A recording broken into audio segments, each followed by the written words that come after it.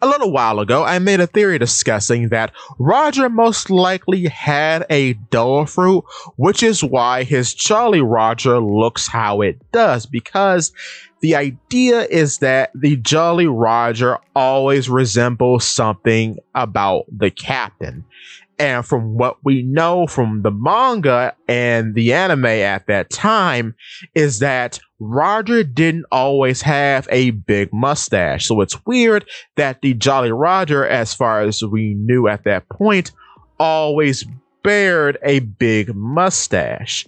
This is interesting too because nobody in Roger's crew, not even junior members at the time, have ever alluded to him not having or having a dull fruit. No one has ever talked about it. The only person to ever mention that Roger didn't have a fruit was Kaido, someone from a rival pirate group at the time, the Rocks Pirates. So with that being said, one could chalk up that Kaido is an unreliable narrator and whom's thoughts on the matter shouldn't be taken that seriously. So with that being said, the idea is that Roger has some sort of hair-based fruit and he doesn't use it in combat because it doesn't mesh well with his style of fighting, much like, say, characters like Kinemon with the Garb fruit. Making clothes doesn't really mesh with his style of swordsmanship.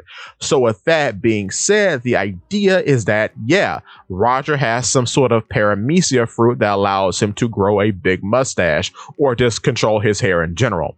With that being said, we got a little more confirmation to this possibly being the truth because Chapter 1096 was animated recently in the anime with episode 1130.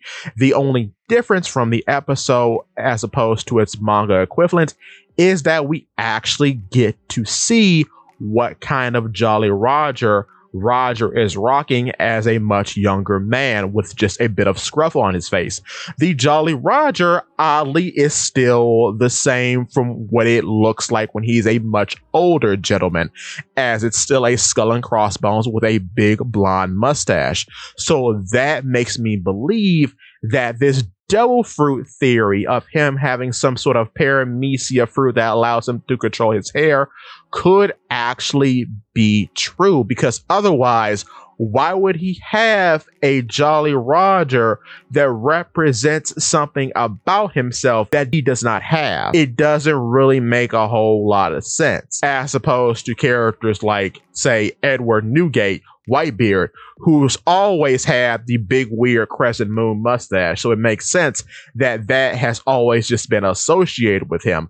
However, with Roger, it becomes a bit more interesting and intricate because the big mustache in his Jolly Roger has to point to something, especially when very recently it seems that he has been bearing a similar mustache to that Jolly Roger. He hasn't always had that mustache. With that being said, give me your thoughts and tell your friends about Polypede. What?